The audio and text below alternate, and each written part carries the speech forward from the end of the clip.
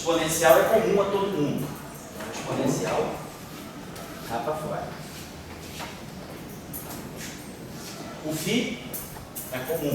Φ, tudo isso é por ordem de φ. Então, também eu vou ter o φ.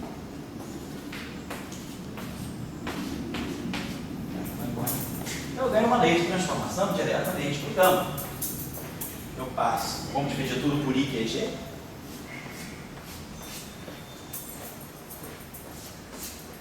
Então, a gente tira aqui o gama linha, a lei de transformação que sai é essa. Esse supercampo que eu coloquei a mão, como o supercampo que vai ser o supercampo potencial de gate, ele vai ter que ser o gama alfa menos o de alfa. Então, tipicamente, né, fica muito parecido com a linha Mi mais dB alfa, menos dB alfa. Então, aparece algo desse tipo. E aí, é claro, essa transformação aqui vai ter que ser tal que ela vai shiftar o campo AMI que está aqui dentro pelo dB do alfa. Então, eu introduzi um supercampo, né, que nós já tínhamos introduzido, que é o supercampo espinorial de Majorana, que vai fazer o papel de supercampo potencial de gate. Como o Léo falou, real. Nós não estamos fazendo campo de gate, quer dizer, o campo de spin não é carregado, é um campo tipo mesmo de forma, tipo máximo. Estamos tentando reproduzir a chamada eletrodinâmica de bidimensional. Então, deixa eu parar isso aqui. Então, ficou claro que aqui a gente tem um acoplamento mínimo, né? Está tudo aqui dentro. Temos as interações, então, aqui de gate, então, ao fazer esse cálculo aqui, claro, é um exercício agora um pouquinho mais monstruoso, no sentido de que você vai ter que pegar isso que está aqui, então aqui vai ter a parte de alfa, depois vai ter a parte gama alfa que vai sair daqui, vai bater com isso aqui. Então nós vamos ter termos que vão ter gama alfa e depois vamos ter termos que vão ter gama alfa e gama beta. Mas tudo isso multiplicando, φ está φ. Então aqui vai ter uma derivada, né? E aqui vai ter φ está φ. Então vocês vão ter que fazer isso em componente. Para sair, para ver aí como é que sai os acoplamentos de gate. Então a gente vai ver que vai sair acoplamento tipo de gate, né? Φ star, dmi, φ ami, psi barrado, gama mi, psi ami, vai sair tudo, vai sair toda a eletrodinâmica, a parte de interação da matéria, a parte de interação de gate da matéria vai sair daqui. O que está faltando para nós agora? A ação de Maxwell. Faltando F min ao quadrado. Então o F min ao quadrado tem que sair daqui. Aqui do gama alfa. Eu tenho que buscar alguma coisa que vai me dar. Qual é a característica do F min? Agora eu tenho que construir um supercampo que seja um supercampo invariante de gate. Eu sei qual é a transformação de gate de potencial. Da mesma forma lá na eletrodinâmica. Deixa eu apagar isso aqui para não sobrecarregar. Então eu estou sendo um pouquinho esquemático isso, que eu acho que esses cálculos aqui são chatos, mas é puramente algébrico, não tem dificuldade. O máximo que a gente erra aí é em fator 2, na hora de contrair epsilon, e cuidado com as antisserimetrias. Então eu não vou ficar fazendo esses cálculos, porque esses cálculos todo mundo sabe fazer. Se tiver alguma dúvida, me procura. Nós estamos só armando as coisas. A partir daí é multiplicar supercampo e pegar a parte inteira da barra do tempo. Aí você deve comparar com todos os acoplamentos que a gente vai ter. Então, só indicando. Agora, a questão maior agora é definir o supercampo que vai acomodar o F min. Então, nós já sabemos onde está o gama mi, ou o ami. O ami está aqui dentro do gama alfa. Tá aqui? E a lei de transformação de gauge é essa aqui. Então, o exercício que fica. Façam o shift, façam essa transformação aqui. Aí vê o alfa linha. Então, aqui vai ter a primeira componente que a gente chamou aqui, é o psi alfa. Vai ficar psi alfa linha, psi alfa, menos o que vai sair daqui. Então, quer dizer, colocando a expansão desse supercampo e colocando a expansão desse supercampo, nós vamos saber qual é a transformação de gauge de cada componente do gama alfa. Se a gente se lembrar aí, né, quer dizer, quando a gente definiu o supercampo gama alfa pela expansão em θ, o primeiro componente dele eu acho que a gente chamava de psi alfa, depois aparecia o escalar S, depois aparecia o escalar Q, depois aparecia o ami e depois aparecia o lambda alfa. Esses aqui são os componentes desse supercampo. Então, ao fazer isso aqui, e sabendo quem são os componentes do lambda, a gente vai ver quais são, e vamos saber quem é a transformação de gauge de cada componente do gama alfa. E aí, é claro, tem que dar isso. Delta a mim tem que dar alguma coisa do tipo individual. E aí caracteriza o a mim como realmente um campo de gauge. Então, o exercício só e desenvolvimento, né? Beleza. Bom, então, esse é um exercício mecânico que tem que ser feito. O problema nosso agora é definir o field strength. Nós sabemos que lá na teoria de gauges, o field strength ele é definido justamente para matar esse termo. Então, eu deveria ter que definir alguma coisa que fosse me dar invariante de gauge. Então, o que eu posso fazer para definir, quer dizer, a partir do gama alfa? E outra coisa, nós sabemos, nós temos que sair do gama alfa e temos que chegar a um novo supercampo, né? Novo supercampo,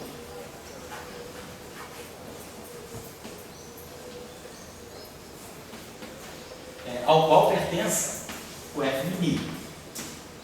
O F mini tem que estar aqui dentro. Da mesma forma que o AMI está aqui. Esse supercampo aqui, o AMI está dentro desse canal. E o que a gente quer? A gente quer que esse novo supercampo aqui seja invariante de gauge.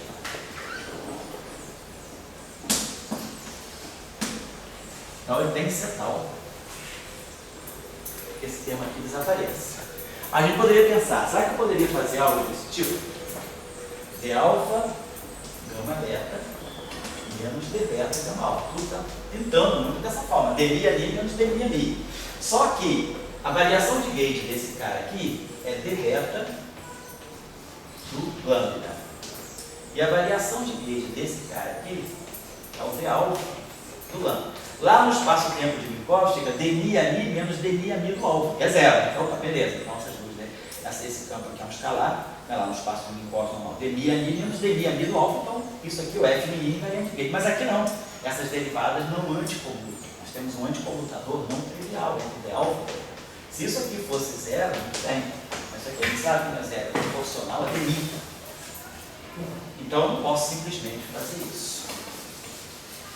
Então tem que ter um jeito. A outra coisa que a gente sabe, para eu obter o F mi, esse cara aqui só tem a mi. Então eu tenho que produzir uma derivada espaço-temporal do a mi, para poder produzir um F mi. Então na passagem, né, desse gama alfa para esse novo supercampo, vamos dizer, eu vou colocar aqui esse novo supercampo, né, vamos chamar, vai conter o F, vamos chamar esse supercampo aqui. Esse supercampo aqui, não sei a estrutura tensorial, mas esse supercampo aqui é o supercampo que vai acomodar o F mini. Então, esse supercampo aqui, ele tem que vir desse. Mas aqui eu só tenho a mi, não tem nenhuma derivada do A. Para eu chegar ao F mini, eu vou ter que ler nessas componentes aqui alguma coisa que seja devido a mi, mas tem que ter uma derivada do A. Então, ao passar daqui para cá, eu tenho que produzir uma derivada. Espaço temporal. Por exemplo, se eu, o que eu tenho à disposição? Eu tenho que cancelar aquele termo lá. Então, a nossa álgebra de supersimetria aqui, ela deve, bom, vamos só colocar uma observação aqui, uma outra observação aqui, que é essas duas derivadas aqui, vou pegar essa nossa observação, essa derivada aqui, ela tem o primeiro termo que é o D alfa. E o segundo termo, que é alguma coisa que tem lá, C é menos 1, vamos colocar assim, gama mi, já tem um fator I. Temos um termo aqui que é o alfa, e o outro termo é C é menos 1, gama mi, teta, alfa, termo de mi. Então, uma derivada dessa aqui contém uma derivada espacial dessa e uma derivada do tipo termo de mi. E, ao mesmo tempo, eu tenho que produzir, se eu colocar uma derivada desse tipo aqui, isso pode acertar para mim. Mas ao mesmo tempo, eu tenho que matar aquele parâmetro de gauge lá. Eu tenho que terminar com um F que seja invariante de gauge. Então, o outro vínculo que nós temos é que o F minha seja igual ao F. Ao fazer uma transformação de gauge aqui, as coisas têm que ser tais que o F minha fique igual ao F. Então,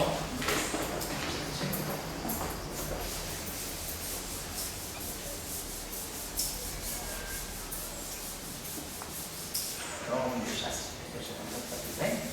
Então, olha, a solução também não é complicada, a solução aqui é razoavelmente simples, né? O problema só é que as duas derivadas, nesse caso, no caso da teoria de Young-Milstein, quando a gente faz assim, a gente pega o comutador de mi, derivada covariante do dmi com o dmi, né? Isso aqui tem d de mi, bababá, d de mi, e g a mi, e g a mi. Então, daqui, isso aqui dá para nós aquele famoso termo, não, I, G, F mi. O field strength, né, ele sai do comutador dessas derivadas covariantes para nós. Então, isso aí é o que acontecerá, vai sair dmi ali menos dmi ali. Então, nós temos que fazer alguma coisa que se assemelhe, né, de tirar isso aqui. Bom, só para chamar a atenção de vocês para esse fato aqui. Se eu pegar essa nossa derivada, tá ali, satisfaz aquela relação. Se vocês pegarem essa relação d barrado d, isso aqui são relações, de outra forma, relações puramente algébricas. Suponhamos que eu faça o seguinte aqui, pegar essa grandeza aqui, d barrado d, que é uma contração, isso aqui é no sentido estutorial, isso aqui para nós está a dizer epsilon, alfa, beta, d alfa, d beta. Certo? Então, isso aqui é um escalar de Lorentz fechado. É o operador de derivada covariante contraído com ele mesmo. Se eu pegar esse objeto, atuar aqui nesse integrando, vamos colocar isso aqui desse modo. Então, isso aqui para nós, o que seria isso? Seria uma operação com três derivadas. Eu tenho aqui epsilon, alfa, beta, d alfa, d beta, e aqui eu tenho um derivada. Conhecendo a álgebra das derivadas covariantes, eu sei que essa derivada aqui, anticomuta, como essa aqui, eu tenho que o anticomutador de d beta com d gama, né? A gente já tinha visto, o anticomutador de duas derivadas covariantes satisfaz a essa relação aqui, que é ao menos 2, gama mi c alfa beta, d de mi, algo desse tipo. Derivadas aí satisfazem isso. Então, se a gente fizer esse cálculo aqui, trabalhar essa grandeza aqui, expandindo desse modo aqui e usando essa relação, a gente mostra que essa combinação de três derivadas aqui identicamente. De uma certa maneira, a gente podia esperar, porque isso aqui seria o produto de três componentes de Spinori de Majorana. E a gente sabe que duas componentes, o produto delas dá certo. Só que o anticomputador aqui não é trivial. Devido a essa simetria aqui, então a gente pode mostrar essa relação aqui. Então deixa como exercício também, uma tarefa em algébrica aqui, mostrar que essa combinação aqui é identicamente zero. Essa combinação entendida nesse sentido aqui. Esse d barrado d, ele está com os índices espinoriais estão contraídos desse modo. E esse d gama é livre. Então, para qualquer gama, isso aqui é igual a zero. Então, com isso, a gente pode fazer a seguinte coisa. A gente vai definir aqui um supercampo, que eu vou chamar de W alfa, vamos chamar de F alfa, que eu estou chamando lá. Com esse exercício aqui mostra para nós, se eu definir esse supercampo aqui, F alfa, que é D barrado D, atuando no gama alfa, se eu fizer a transformação de gauge em gama alfa, eu vou produzir um T alfa lambda depois do D barrado D. E aí eu uso essa relação algébrica para mostrar que esse cara aqui é invariante de gauge. Então o F alfa ali, definido desse modo, é igual ao F alfa. Então, aí, exercício de novo. Hoje eu estou com preguiça, então vamos trabalhar com vocês. Então, exercício para a gente não perder tempo fazendo conta algébrica. Abre isso aqui, faz esse cálculo aqui. O que é D barrado D atuando no gama alfa? Epsilon, beta, gama, D beta, D gama, atuando no gama alfa.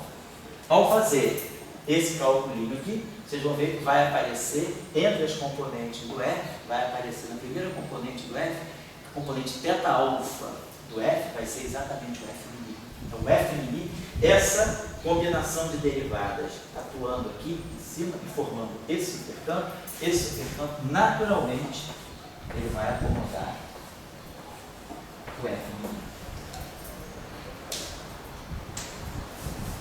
Certo? Então, vocês podem fazer esse exercício aí tranquilamente. Aí, F mini, que é o termo de máxima, deveria sair no F alfa, F alfa. Então, se vocês pegarem uma coisa do tipo epsilon, alfa, beta, F alfa, F beta, isso aqui nos dá F mini ao quadrado. Não só F mini ao quadrado, mas quem está acompanhando o AMI o tempo todo é o lambda alfa, é o estudador que vai fazer o papel do retido, vai sair daqui também alguma coisa do tipo lambda barra I, gama I, delta. Reação, né, superreação de Majorana para um ferro de Majorana, que está dentro do lambda alfa, que é o fotino, que é o que a gente vai chamar de fotino. O AMI faz o papel do fóton e o lambda alfa faz o papel do fotino. Então, com isso aqui, a gente sabe como construir no superespaço a eletrodinâmica em duas dimensões. Nós sabemos, a matéria está no supercampo φ complexo. O acoplamento mínimo é feito por uma derivada que agora é covariante tanto de SUSY como de Gauge, e o supercampo gama alfa contém o potencial de Gauge. A partir dele, a gente gerou um supercampo F alfa que contém o F mini. E aí, a ação desse F alfa, claro, pegando isso aqui, beta barrado, beta. Então a gente consegue construir todos os termos que a gente quer na eletrodinâmica sobre esse, certo? É só isso. O que tem disso aí? Porque eu acho que às vezes desanimo com o cara estudando de supersimetria sozinho, pegando livro daqui e dali, é porque o design da supersimetria é a tarefa escritorial. O cara às vezes fica pensando que aquela multidão de índices, de estudor, é supersimetria. Aquilo é álgebra escritorial, aquilo não é supersimetria. Supersimetria é o que eu coloquei aqui no quadro para vocês. É o que é o superespaço, que são os supercampos. Tudo que eu não fiz no quadro, justamente é para desconstruir um pouco essa ideia, eu não fiz no quadro que não é tarefa da supersimetria, que é multiplicar esquidor por esquidor, contrair epsilon com epsilon, passar termo para cá. Ou seja, a parte algébrica, isso é simplesmente assim, um trabalho sujo. A supersimetria está aí, é isso aí, é definir os supercampos e saber como os supercampos têm que ser combinados para produzir as ações que nós conhecemos. A ação de Maxwell, a ação da matéria acoplada com os campos de Gauge, acoplamentos mínimos, acabou-se. Isso para nós é a supersimetria. Como eu construo o modelo sigma não linear, combinando daquela forma os supercampos. É isso. O resto, às vezes o cara pega o livro de supersimetria, o capítulo 1, ou então pior ainda, o mais maldito de todos é o apêndice A. O apêndice A é um troço desse tamanho, só com álgebra escritorial. Então o cara olha para aqui e fala, pô, tem que aprender tudo isso. E aí começa a levantar índice, abaixar índice, muda. Aí o cara não pode fazer esse trabalho primeiro, porque senão ele pensa que supersimetria é uma coisa assim, chata e complicada. Né? Complicada não é difícil porque conta algebra, mas é chato. Então, é uma coisa, chega numa casa muito bonita, né? A casa está toda desarrumada. Não vou comprar aquela casa que está desarrumada, ou eu compro e depois eu arrumo, né? Então, estou ensinando vocês a entrarem na casa, achar a casa legal e depois vocês vão arrumar. O trabalho de arrumação é um trabalho de bastidor, que é fazer essa álgebra chata. Quem quiser sentar e reproduzir esses cálculos, não vai aprender muito. Vai ficar com calinho aqui no dedo, vai ganhar destreza. É uma coisa que a gente tem que fazer uma vez na vida, só uma vez na vida. Depois nunca mais precisa repetir, só na hora de dar aula. Então, só na hora de dar aula tem que fazer isso de novo. Mas nem mais eu estou fazendo treinamento, mas fazer isso anos e anos. Né? Então, eu estou tentando colocar para vocês só a parte mais esquematizada, os passos. Se vocês não soubessem essas coisas, eu vou ensinar, mas eu já ensinei nos cursos. Todos os nossos cursos de eletromagnetismo, de produto de óleo, a gente mexe pra caramba com os escritores. Então, toda essa discussão dos escritores está feita aí. Então, não vou fazer, estou só indicando para você. Agora, faça esse cálculo, atuar com essa derivada aqui, atuar tipo de poderia em relação à teta multiplica, dá isso aí. Mas então a gente já sabe construir uma ação. O modelo de Schwinger, tem duas observações, dois pontos adicionais que eu gostaria de colocar para vocês, que é o Majorana vai, que eu não falei ainda, e uma simplificação para fazer esses cálculos, que é o seguinte, uma coisa muito simples. Observe o seguinte, sempre falei, na aula passada, e hoje a gente reassinou, que a ação de supersimetria, ela vem, né, de um lagrangiano que não é invariante supersimétrico. O lagrangiano é sempre um produto de supercampos,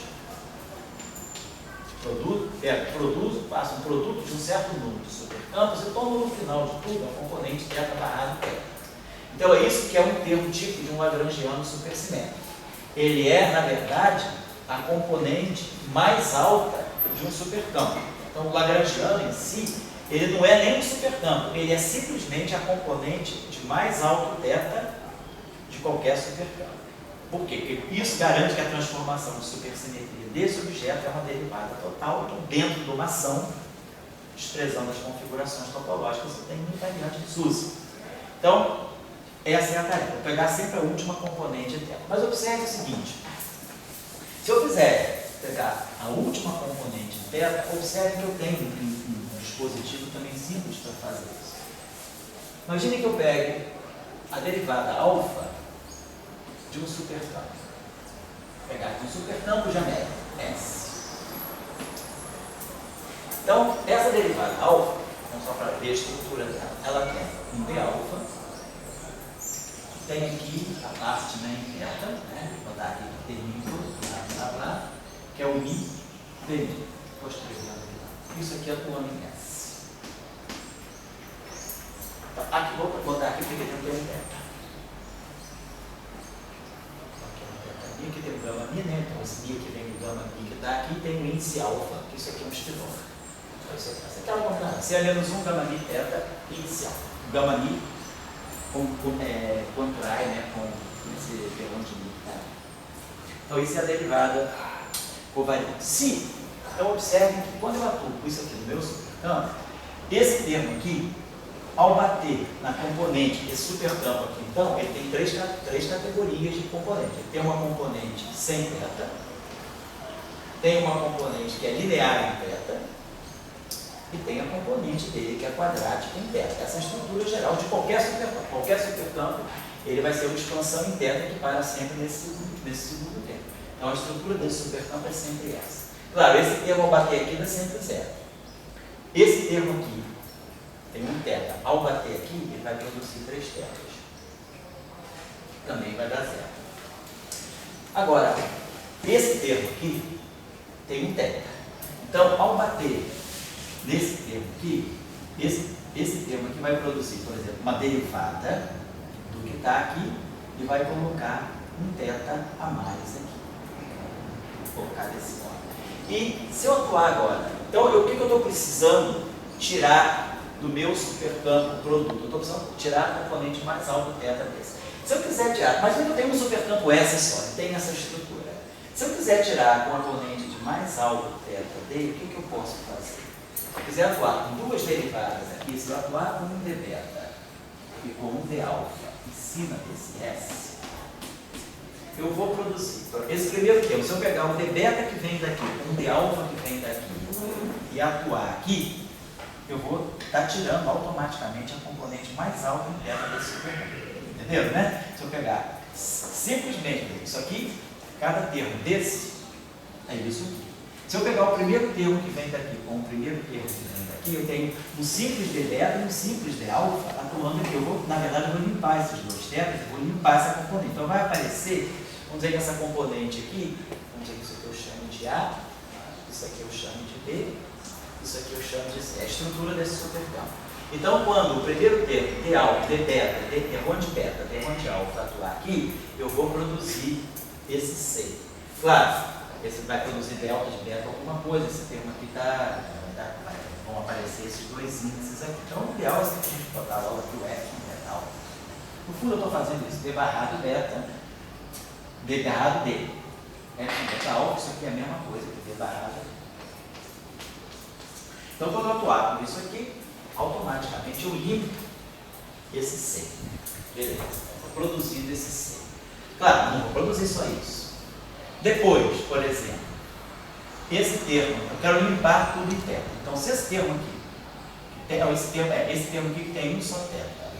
Então, sempre que esse termo aqui bater em alguém, ele vai produzir um θ. Mas esse termo que está aqui na frente, ele vai poder limpar. Então, por exemplo, esse D que está aqui, se eu pegar o termo de beta desse cara aqui e atuar nesse termo, ele vai limpar o θ e vai me dar um termo independente de beta. final. Vai me dar um termo, eu preciso ter um termo que seja, que me acompanhe isso aqui. Eu estou querendo pegar a componente mais alta desse supercampo aqui. Então, esse primeiro termo me limpa. Qualquer outro termo que me limpar o θ vai trair um derivado. Então, eu vou produzir sempre esse C mais termos que tem um operador de derivada. Então, mais termo que tem operador de derivada dentro da ação, para nós é inconsequente. Então, o procedimento de pegar supercampos, multiplicar e tirar a componente mais alta em θ é equivalente a fazer a seguinte coisa: a atuar nesse operador aqui em cima do supercampo. Ao atuar com esse operador em cima desse supercampo, do ponto de vista da ação, isso aqui é a mesma coisa que eu pegar o S, θ barrado θ. Porque a diferença que vai ter entre isso e essa operação vão ser termos de derivada. Então, uma forma mais padronizada de se fazer tudo isso que a gente fez é, ao invés de ficar toda hora pegando o supercampo, multiplicando e tirando o componente θ barrado θ, a gente já faz uma coisa mais, vamos dizer, mais até elegante. A gente define o elemento de volume do espaço, do superespaço. D2x é a parte espacial. E aqui é a parte d barrado. Então, esse operador aqui, e a gente vê outra coisa aqui. Esse operador aqui, se vocês observarem bem, o que eu estou fazendo com ele? Eu estou integrando, eu estou derivando em θ alfa e derivando em θ beta. Mas, em algum curso nosso, aí a gente já sabe que quando a gente tem uma variável grassmanniana, derivar em relação a θ alfa é a mesma coisa que integrar em relação a θ alfa. Quando a variável é grassmanniana, a derivada e a integral são a mesma operação. A integral de uma constante é zero, que a derivada de uma constante é zero. E a integral de uma função linear é a unidade. Então, derivar e integrar em relação à coordenada grassmanniana é a mesma operação. Então, isso aqui também está em algum curso. Mas o argumento para isso é simples. Imagina que eu tenha uma coordenada grassmanniana θ. Vamos fazer isso. Estou falando disso agora em mecânica. Vocês estão vendo isso agora no curso de aula? Exatamente agora. Isso, então tá. Então, eu vou pegar, tem uma função, f de θ. Pensar dessa forma. Quais são as propriedades que a gente coloca para integral? A integral é uma operação que é linear. A integral da soma é a soma das integrais. E a integral, no espaço-tempo completo, né? A integral no menos infinito a mais infinito de dx f de x, ela tem invariância translacional. Se eu fizer x' igual a x mais a, eu vou estar continuando a integrar de menos infinito a mais infinito dx' f de x' mais a. Então, essa integral aqui, a invariância translacional da integral, então, quando a gente define a integral de uma variável grassmanniana, a gente põe essas duas condições, que ela seja linear, e que ela seja operação linear, e que ela tenha a invariância translacional. Então, se eu pegar a função, se tem uma coordenada grassmanniana, a expansão mais geral que eu posso fazer dela é essa, é uma coordenada só. De θ2 é zero. Então, a integral de dθ de A mais dθ vai ser a integral de dθ do A por linearidade mais d integral em dθ do θ. Linearidade de novo, integral linear, comparando os constantes sai. Então, a integral da soma é a soma das integrais, a integral do produto de um escalar pela variável, o escalar pode sair. Agora, se eu imponho invariância translacional, então, se θ' é um θ mais um epsilon, então dθ' é igual a dθ. Dθ' é igual a dθ. E aí aqui eu coloco θ é θ' menos epsilon. Então, esse termo aqui, integral de θ' de θ é a mesma coisa que esse termo aqui, integral de θ de θ. Tá? Então, isso é uma variável muda. Então, o que a gente tem é que a integral em dθ, isso aqui de A, tá, aqui tem integral em dθ de A, integral em dθ de A, e aqui eu tenho integral em dθ do epsilon, de bx, dx, que é uma constante. Então, isso aqui vai dar zero. A integral em dθ de bx é zero, ou seja, a integral em dθ de uma constante é zero. Então, a integral da constante é zero, e aí eu defino, normalizo isso aqui é 1. Então, com essa regrinha simples de linearidade, de invariância por translações, a gente mostra que para a coordenada grasmaniana, como vocês estão vendo lá no curso, vale essa regra. Derivar em relação à coordenada grasmaniana é a mesma coisa que integrar. Então, isso aqui, na verdade, é um de alfa, isso aqui é um de beta. Estou esquecendo aqui do epsilon alfa beta. Então, eu posso substituir isso aqui também por isso aqui. Muitas vezes vocês encontram isso aqui. Isso aqui, então, tem que ser lido dessa forma. Isso aqui é para poder dizer que isso aqui é um escalar de Lorentz, é θ barrado beta. Isso aqui, na verdade, é epsilon alfa beta, dθ alfa, dθ beta. Está lá. É isso que eu estou dizendo. Então, isso é o meu elemento de volume no superespaço. Mas essa operação aqui é a mesma coisa que essa operação aqui. D1 de alfa, D1 de beta. Mas aí a gente viu que a diferença entre d alfa de beta e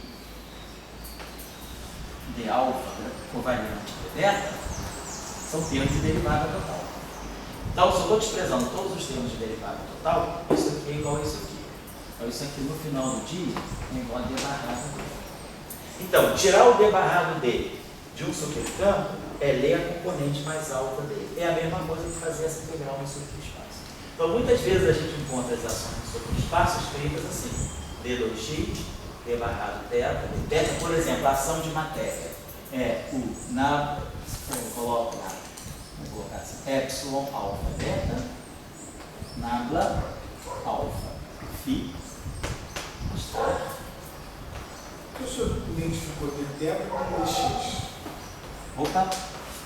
A terceira linha, da segunda para a terceira. Que? Você identificou isso? Isso aqui é d de θ alfa, é a mesma coisa que derivar em relação a θ alfa.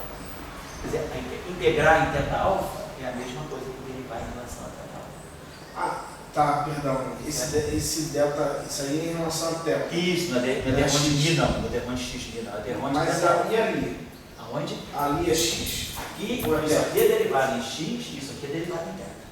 Ah, tá, agora. Tá certo? O índice alfa que está aqui é exponencial, esse índice é exponencial. Agora, esse índice é espaço-temporal contraído com a matriz da que morava aqui. Tá certo? Então, aí eu não falei. Estou usando sempre as letras alfa, beta, gama, no início do alfabeto, para o setor espinorial. E mi, i, rho, sigma, a parte espacial.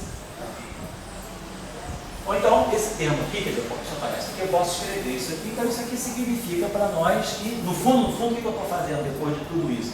Faço toda essa operação aqui e tiro a componente da barrada.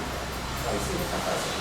É uma outra maneira de escrever, que aí a gente define dessa forma o elemento volume no superespaço. Mas, em termos práticos, na verdade, o que a gente está fazendo é isso, é pegar qualquer supercampo e tirar a componente θ barrado θ. Então, eu tenho que saber como compor supercampos, faço esse produto, lá no final eu leio a componente θ barrado θ dele e vejo. Isso aí é um bom candidato à ação. Agora, ação de quê? Pode ser ação de Mills, pode ser ação no modelo sigma, depende do que eu estou buscando.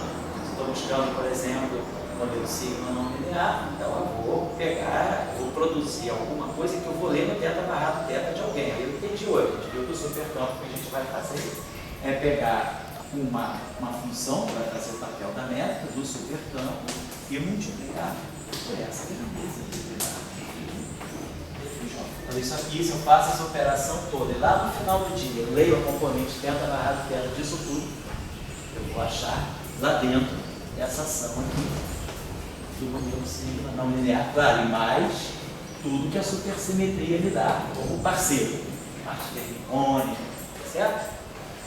Então, esse é o procedimento normal da supersimetria. Acho que eu posso ir parando por aqui, só para finalizar rapidinho, para falar com vocês só do Majorana-Vaio, porque tem uma característica interessante do Majorana-Vaio em conexão com um tipo especial de supersimetria que a gente tem em duas dimensões. Eu vou começar aí rapidinho, então, uma coisa breve.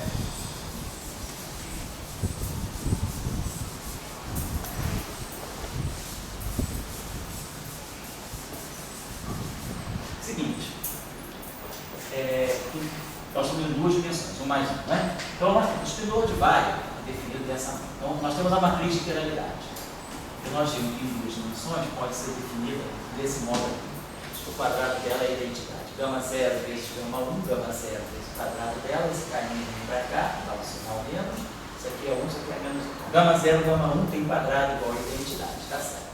Então, essa matar, outra propriedade importante dela é que o gama 3 Dagger é gama 1 Dagger, que é menos gama 1, o gama 0 Dagger é gama 0. Mas esses dois anticomutam, então isso aqui é gama 0, gama 1, então essa matriz aqui, ela é hermitiana. Depois o conjugado de Dirac dela, essa propriedade é muito importante, né? O barrado, é gama 0, o operador conjugado hermitiano, gama 0. Como isso aqui é conjugado dele mesmo, ele é anticomuta, então isso aqui dá menos gama 3. E aí a gente define o que para nós é o espinor quiral em duas dimensões. O espinor quiral, essa matriz aqui tem quadrado igual a identidade, então os autovalores dela só podem ser mais 1 e menos 1. Então, a quiralidade é isso aqui. Gama 3, se um espinor for autovetor de gama 3 com alto valor mais 1, a gente diz que esse aqui é um espinor quiral left. E se gama 3 me der como autovetor esse aqui, que tem alto valor menos 1, isso aqui é um espinor right. Com isso aqui, claramente, né? Esse operador aqui, 1 mais ou menos gama 3 sobre 2 ao quadrado, devido às propriedades do gama 3, o quadrado, 1 mais gama 3 ao quadrado é ele mesmo, 1 menos gama 3 ao quadrado é ele mesmo, esse operador aqui é sempre um operador idempotente. O quadrado dele, seja do mais, seja do menos, é sempre igual a ele mesmo. Então ele define o operador de projeção. Outra coisa, a soma deles dá identidade. Então eu consigo com isso um conjunto de dois operadores, né, se completam para dar identidade e um é ortogonal ao outro. 1 mais gama 3 atuando em 1 menos gama 3 dá 0. Esses dois operadores, um é ortogonal ao outro. Então com isso eu consigo, né, quebrar o meu espaço em espinores left e espinores right.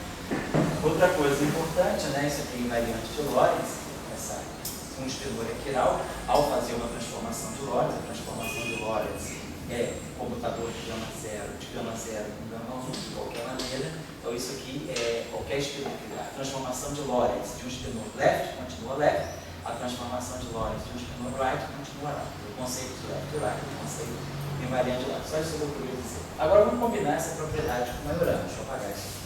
O que é um espinor? Deixa eu ver aqui. Mais uma coisa, pessoal, que é importante para nós, essa propriedade aqui. C, gama 3 transposto, C é menos 1. Gama 3 barrado é menos gama 3, tá certo? O gama 3 da água é o gama 3. Só lembrar dessa propriedade aqui. Então, isso aqui para nós é gama 3, é gama 0 e gama 1. Então, isso aqui é gama 1 transposto, gama 0 transposto, C é menos 1. Aí a gente vai falar C é menos 1. C é gama 1 transposto, C é menos 1, menos gama 1. C gama 0 transposto, menos gama 0. Isso aqui fica gama 1, gama 0, que é menos gama 0, gama 1. Então, a matriz gama 3 tem essa propriedade sobre as transformações de conjugação de cargas. Então, suponhamos, né, em 4 dimensões nós temos situação análoga. Vamos lembrar que a situação de 4 dimensões, também uma função de 4 dimensões, nós temos o gama 5. E o gama 5 para nós é I, né, gama 0, gama 1, gama 2, gama 3. Gama 5 barrado, se eu me lembro bem, menos de gama 5.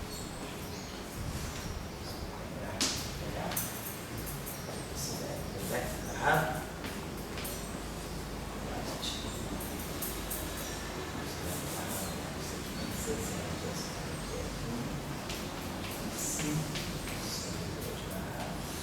Professor,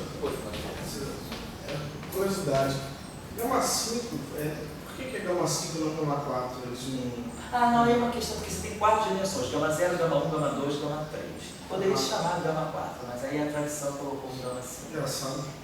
Então, para poder, no fundo é para evitar de você confundir, porque tem livro que adota a notação de que as 4 dimensões, antigamente você usava muito gama 0, gama 1, gama 2, gama 3, você usava gama 1, gama 2, gama 3, gama 4, e usava 4 componentes como pura imaginária, X, Y, Z e CT.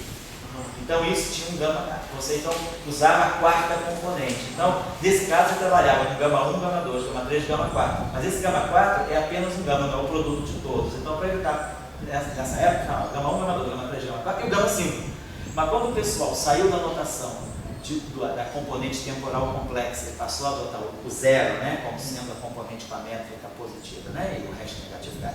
x0, x1, x2, x3, você ficou gama 0, gama 1, gama 2, gama 3. Aí você manteve gama 5. Só isso.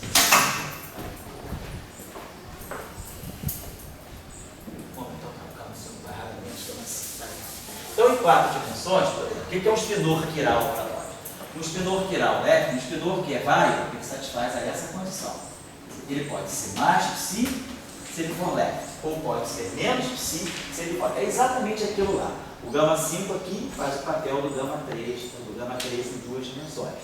Mesma propriedade, gama 5 ao quadrado é igual a identidade, e assim vai. Se eu tiver um espinor de Majorana, 4 dimensões, só para a gente lembrar. O espinor de Majorana em 4 dimensões, ele satisfaz a essa condição de ser psi barrado transposto igual a psi. Isso aqui é um espinor, isso aqui é um conjugado de carga seca. Mas se o espinor é Majorana, ele é autoconjugado de carga. Então, psi é igual a C, psi barrado transposto. Vamos colocar a coisa assim. Suponhamos que esse espinor seja um espinor de vaio, então ele é Majorana. Mas suponhamos que simultaneamente ele também seja um espinor de vaio leve. Por exemplo, left ou right? Pode botar mais ou menos. Fazer só um mais, por exemplo. Então, se eu pegar, se esse cara satisfizer essa condição, por exemplo, eu posso substituir isso aqui dentro. Psi é a mesma coisa que gama 5 psi. Isso aqui é Majorana. Isso aqui me diz que ele é vaio. Então, eu estou tentando ver se psi é um espinor de Majorana, vaio, left hand. Ou poderia ser Majorana, vaio, right hand. Vamos dizer que eu tenho isso em 4 dimensões. Majorana, vaio, left hand. Então, vamos substituir o psi aqui dentro por gama 5 psi. Então, isso aqui fica gama 5 psi barrado transposto. Claro que isso aqui, se é Majorana, tem que ser igual a psi.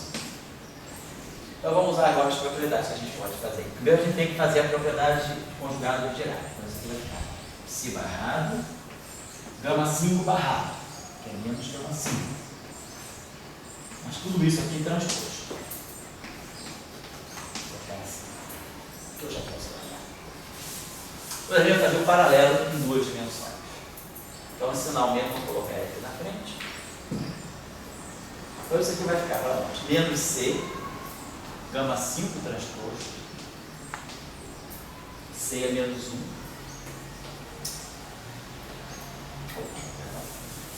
C, gama 5 transposto, psi barrado transposto. Isso aqui tem que ser igual a psi. Agora, vamos colocar aqui o C é menos 1, C. A gente faz assim.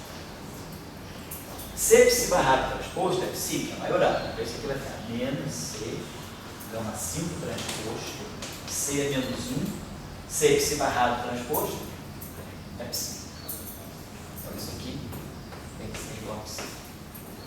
Só que, se eu fizer essa operação de 4 dimensões, eu sei que é gama 0 transposto para essa relação aqui. Se eu aplicar agora para o gama 5, transpuser aquele produto todo e usar as propriedades, a gente sabe que em 4 dimensões, né, em código C, gama 5 transposto, C é menos 1 é igual a gama 5. Mais gama 5. Aqui dá menos gama 3. Em 2 dimensões. Mas em 4 dimensões, vocês fizeram para outra mágica. Tem 4 matrizes, tem 2 e 3 anticomuns. A questão toda aqui, eu tenho 3 dimensões espaciais e aqui eu tenho apenas uma dimensão espacial. Então isso aqui é gama 5. Então, se isso aqui é gama 5, gama 5 psi é igual a psi. E aí a gente mostra que psi é igual a menos psi. Então, é 0. Então, em 4 dimensões, um espinor que seja Majorana e vaio simultaneamente, ele acaba sendo identicamente 0. Então, essas duas condições são muito fortes, são muito abundantes, são super abundantes. Se eu colocar as duas condições em 4 dimensões, eu marco o espinor. Então, em 4 dimensões, eu posso definir ou Majorana ou vaio, mas não Majorana vaio, por causa dessa propriedade aqui, basicamente. Se eu fizer o mesmo cálculo, substituindo gama 5 por gama 3, a diferença é que gama aqui vai ficar mais gama 3, vai ficar menos gama 3, porque esse menos vai dar mais, então eu mostro que psi igual a psi. Então, se eu fizer esse mesmo cálculo em duas dimensões, aqui é gama 3, eu vou com tudo gama 3. A diferença crucial está aqui. C, gama 3 transposto, C é menos 1, é menos gama 3. Então, tem outro menos aqui. E aí eu mostro que psi igual a psi. Então, não cancela o espirol, que é a identidade. Então, em duas dimensões de espaço temporário, nós podemos simultaneamente impor a condição de Majorana e de Weyl. Eu posso ter um spinor psi, que é left-handed, por exemplo, que satisfaz essa condição, e ao mesmo tempo ele é Majorana. Em 4 dimensões, isso é proibido.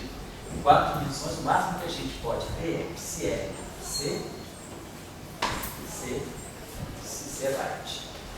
Se ele é Majorana, tem que o julgado de carga dele é a parte right dele, mas não é a parte left dele.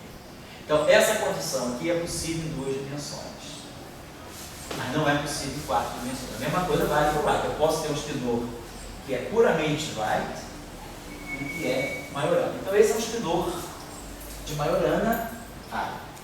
E aí a gente já sabe, a restrição é bastante grande. Suponhamos, vamos pegar aqui, nós suponhamos que a gente esteja trabalhando com essa condição, que a gente esteja trabalhando na representação de Dirac. Vou pegar gama 0, por exemplo, igual ao sigma 3. Vamos dizer, para nós o gama 0 seja 1, 0, 0, menos 1. O gama 1 tem que ter quadrado igual a menos 1, e a gente comuta com esse cara. Vamos dizer que eu pego gama 1 igual a I sigma 1. Então, é I sigma 2. Sigma 2 é 0 menos I e 0. Então fica 0, 1, menos 1, 0. Então essa matriz aqui tem quadrado igual a menos 1, essa tem quadrado igual a 1 e elas anticomutam. Então é uma boa álgebra de Clifford para 2 dimensões. Vou passar lá, tá? Então quem é a nossa matriz gama 3? A matriz gama 3 nossa, gama 3, é gama 0, gama 1. Quadrado igual a identidade, então vou pegar gama 3, gama 0, que é o sigma 3. Gama 1, que é o I sigma 2. Né? 3, 2, né? Sigma Z vezes sigma Y, dá I sigma X. Então essa matriz aqui está dando para nós menos sigma X. Então, nessa representação, a matriz de quiralidade é 0, menos 1, menos 1, 0. Obviamente, o quadrado dela é igual à identidade. Então, essa é a matriz. Estou trabalhando nessa representação. Essa é a matriz de quiralidade. Então, se um spinor, por exemplo, é left-handed, ele vai satisfazer essa condição. Gama 3, psi1, psi2, duas componentes em princípio são complexas, né? Vai ser igual a psi1, psi2, ao vetor de gama 3 com alto valor mais 1. Vai ser um spinor viral leve. A representação que eu estou usando ali. Então, isso aqui vai ficar 0 menos 1. Então, eu vou ter psi1 vai ser igual a menos psi2. E o psi2 vai ser igual a menos psi1. Então, eu já tenho uma relação. Se esse spinor aqui for left, nessa representação, ele vai ter essa característica. Esse spinor left, ele é psi1 menos psi1. Então, o fato dele ser left reduziu de 4 componentes reais, ou 2 complexas, para 2 componentes reais, ou uma complexa. Então, psi2 já é menos psi1. Então, aqui eu tinha parte real, parte imaginária, parte real, parte imaginária. 4 componentes independentes. Aqui eu caí com 2 componentes independentes. Então, o fato de spinor ser viral me diz que ele tem 2 componentes independentes. Agora, vamos pôr a condição de Majorana, que eu não pus ainda. Condição de Majorana é esse carinha, né? Quer dizer, se eu pegar o conjugado de carga, quer dizer, pegar aqui o psi, é igual a C, psi barrado, transposto. Isso aqui é C, psi barrado, psi dagger, gama 0, transposto. Você vai ficar C, isso é geral, gama 0, transposto, psi estável.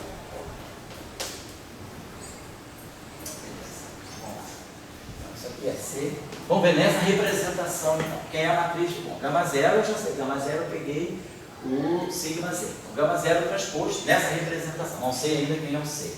Se o gama 0 é 1, 0, 0 menos 1. Então, o gama 0 transposto é o próprio gama 0. E aqui vai ficar o psi estar. Estou impondo agora a condição de Majorana, que depois eu vou fazer a interseção com a condição de Weyl. Eu quero um espinor que seja Majorana e Weyl ao mesmo tempo. Por ser Weyl, ele já perdeu uma componente complexa. Vamos ver agora o que vai acontecer com o Majorana. Vamos ver a matriz de conjugação de carga. C, gama 0 transposto, C menos 1 é menos gama 0. O que é geral? C, gama 1 transposto, C menos 1 é menos gama 1. Então, isso é propriedade geral da matriz de conjugação de carga. Nessa representação, nessa específica representação, gama 0 é simétrica. Então, vale essa relação. Eu sei que nessa representação, a matriz de conjugação de carga tem que antes computar com a matriz de gama 0. A matriz sigma 1, gama 1, a gente pegou I, sigma Y. Foi isso? Então, ela era antissimétrica. Então, a matriz de gama 1 é antissimétrica nessa representação. Então, os dois sinais menos se cancelam. E aí, a matriz tem que computar com gama 1. Então, nessa representação que eu escolhi, as matrizes gama, a matriz C, ela antes computa com gama 0 e computa com gama 1. Portanto, ela é proporcional a gama 1. Gama 1 computa consigo mesmo e antes computa com gama 0. Então, eu posso tomar a matriz de conjugação de carga nessa representação com o próprio gama 1. Muito bem. Então, vou colocar isso aqui agora. Então, C, que é a própria matriz gama 1, gama 0. Psi estar. Agora, isso aqui é geral, isso aqui é geral. Agora isso aqui é geral, isso aqui agora já é uma representação específica. Eu sei que gama 0 é transposto nessa representação. Em representação que gama 0 precisa ser simétrico. Então, nessa representação, ele é simétrico. Então, tá legal. Então, agora isso aqui já é específico dessa representação.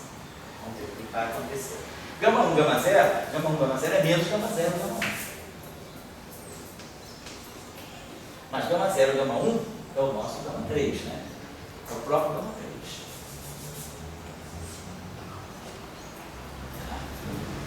3. Só para ver aqui, então vamos apagar. Bom, gama 3 para nós está aqui. Gama 3 é isso aqui.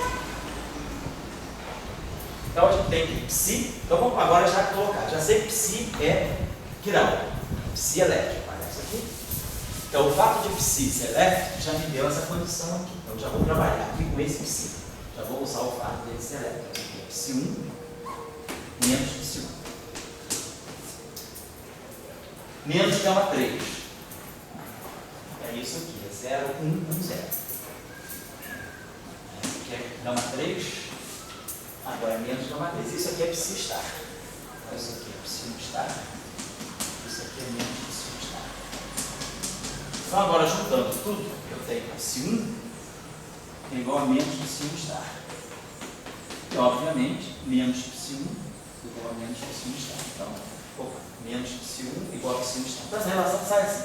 Psi 1 igual a menos psi 1 estar. Ou seja, psi 1 estar igual a menos psi 1. Então, eu tenho uma condição nova, que é não só psi, esse componente aqui é uma réplica dessa, mas essa componente é puramente imaginária. Então, esse espinor vai ter essa forma. Ele é um IA, e aqui é menos IA. Ele é o menos esse cara, menos IA.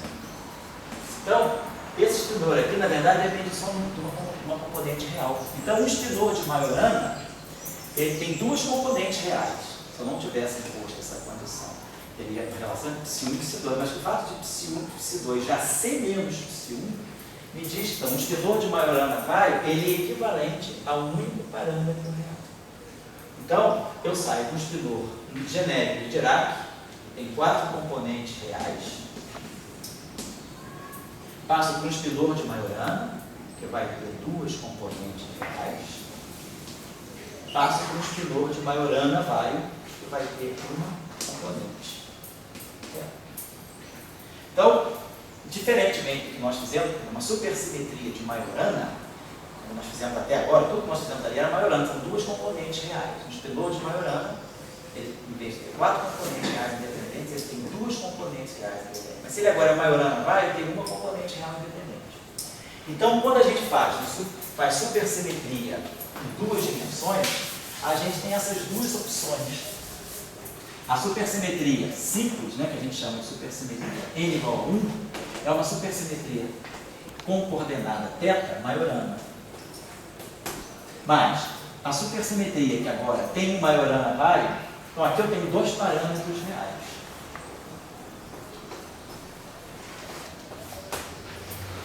A supersimetria que tem Majorana vário, o θc é θ e o γ3 θ também é θ, ela tem um parâmetro real. Então essa supersimetria é a metade dessa. Então essa supersimetria aqui que nós chamamos de supersimetria n igual a meio. Então se vocês ouvirem falar de meia supersimetria em uma dimensão, em duas dimensões, significa simplesmente que nós estamos trabalhando com um parâmetro θ que é um Majorana vário. E isso reduz claramente mais o número de componentes, porque se eu estou fazendo essa expansão agora no meu supercampo, estava fazendo isso aqui. Um escalar, mais θ barrado psi, mais θ barrado, θ mês, θ barrado, θf. Agora, se esse espessor aqui é Majorana vário, então esse cara aqui, lembra que essa operação, por ser Majorana, isso aqui ficava sempre assim: epsilon alfa beta, θ alfa, θ beta. E alfa e beta iam de 1 a 2. Tinha duas componentes independentes, que era Majorana. Agora o Majorana vário só tem uma componente independente. Então isso aqui é zero. Isso aqui é anticommuta. Isso aqui é θ1 com θ1 simetrizado, não tem jeito, só tem uma componente. Então esse termo já não existe mais. Então o meu supercampo simplesmente é isso aqui. Então eu já diminuo bastante a supersimetria reduzida nesse sentido. Eu perco o grau de liberdade. Então eu paro aqui, a expansão mais alta é com um θ só. Então essa supersimetria é equivalente ao fazer tudo com qualquer supercampo, ele tem um termo independente de θ e um termo em θ. Então eu só tenho uma derivada por variante em θ e a minha ação é d2x dθ. Portanto, a ação tem um caráter fermiônico. Esse elemento de volume, então o lagrangiano vai ser fermiônico para poder a ação dar real. Então isso é a supersimetria n igual a meio, certo? Essa supersimetria, ela também, se vocês olharem na literatura, ela era muito popular entre 86 e 88, faço um modelo de sigma, PQ. Então você podia colocar tantas coordenadas do F e um outro número de coordenadas. Era uma supersimetria dita chiral. Ela não compensa o número de componentes left e right, era diferente. É isso que deu origem às supercordas heteróticas. As supercordas heteróticas, elas são heteróticas nesse sentido, elas são chirais. Elas têm um desbalanceamento entre componentes left e right. Isso é possível em duas dimensões por causa dessa possibilidade que nós temos de definir espinor de Majorana vário. Em 4 dimensões não existe Majorana vário. O espinor mais simples que eu posso construir ou é o Majorana ou é o vário. A gente opta pelo Majorana porque é o real. Então o espinor mais simples que nós temos em 4 dimensões é o Majorana. Então eu tento sempre, mas o espinor de Majorana ele não é chiral, ele tem left e right. Então eu tenho que manter o número sério. Então, em 4 dimensões, eu não consigo definir supersimetria do tipo PQ, mas em 2 dimensões eu posso. Eu posso introduzir, por exemplo, 2 supersimetrias do setor left ou do setor right. Eu posso introduzir uma supersimetria que tenha 2 coordenadas left e uma right, e assim vai. Então, a supersimetria n igual a meio seria a supersimetria mais simples. É aquela supersimetria que o meu superespaço ele tem coordenadas x' e uma coordenada θ apenas, que é a única componente do espinor de Majorana vário, left ou right, não importa. Certo? Então tem bastante literatura sobre isso aqui no grupo também. Nessas primeiras teses até que eu orientei, que foi bastante com supersimetria desse tipo PQ, tem uma tese, o caso Alberto até teve aqui no workshop no dia 7 de outubro, de novembro, o Carlos Alberto, a tese dele deve estar na biblioteca, foi defendida em agosto de 91, a tese dele foi toda em cima dessas supersimetrias do tipo PQ. Então, quem quiser ver elementos, assim, mais como é que se define o campo de Gauss, como é que fica a ação de Young-Mills aí, modelos sigma não lineares, a gente estudou uma série de coisas com supersimetria meio, com supersimetria, tipo assim, 1, 0, 2, 0. Então, mas tem uma literatura. Quem trabalhou muito com isso aí nessa época também foi o Chris Hull. Então, se vocês quiserem aprender assim, alguns fatos essenciais sobre supersimetrias PQ, vocês podem consultar o Chris Hull entre 85 e 88. Teve outros autores também. Nós vejamos isso aqui, mas vamos dizer assim, o cara que eu considero que era leading person na área era o Chris Hull. E o Townsend também. Chris Hull e Peter Townsend.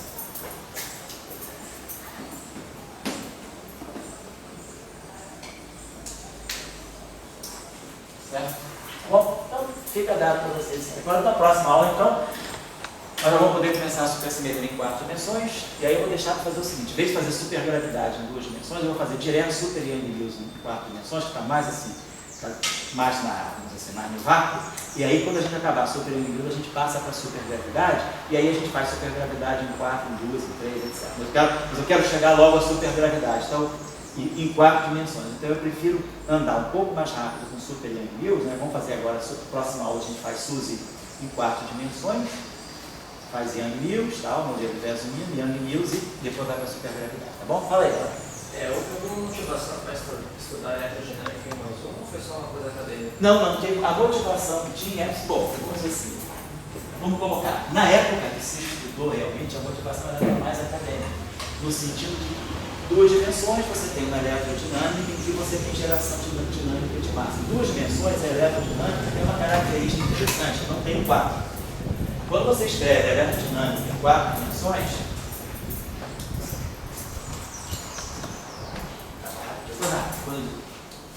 2 minutos.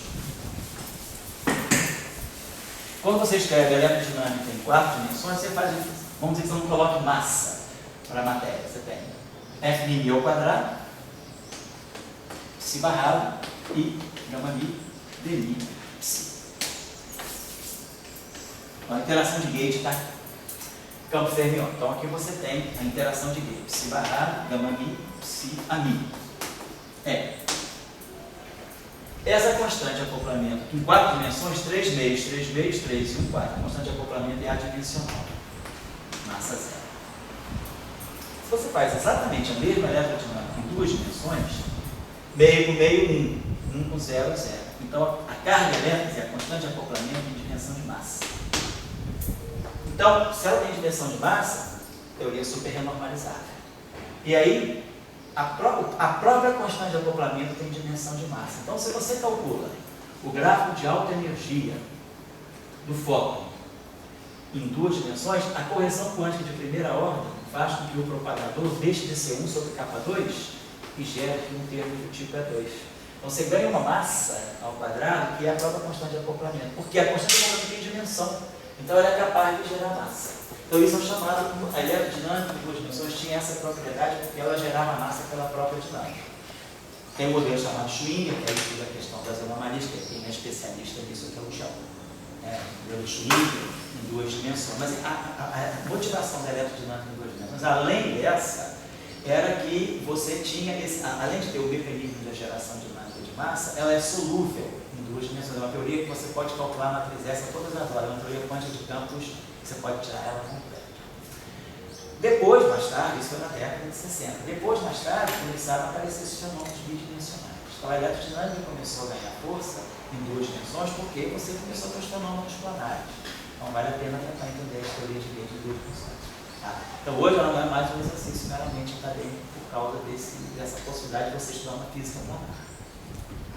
Então, na época, então, se estudava os modelos de Schwinger, então, na época da supersimetria, se fazia bastante, assim, se estudou bastante as teorias, os modelos de gauge bidimensionais supersimétricos, certo? Existe acoplamento não mínimo, sim, em 2 dimensões? No mínimo, sim, pode introduzir um acoplamento no mínimo. Por exemplo, você pode pegar alguma coisa do tipo, não teria nenhum problema. Você poderia pegar alguma coisa do tipo, por exemplo, psi barrado, psi, F, kappa,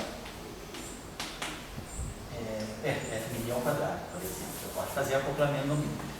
Você tem como fazer acoplamento no mínimo. Agora, a única questão que você tem em 2 dimensões é se você for fazer isso aqui, psi barrado, sigma mini, né?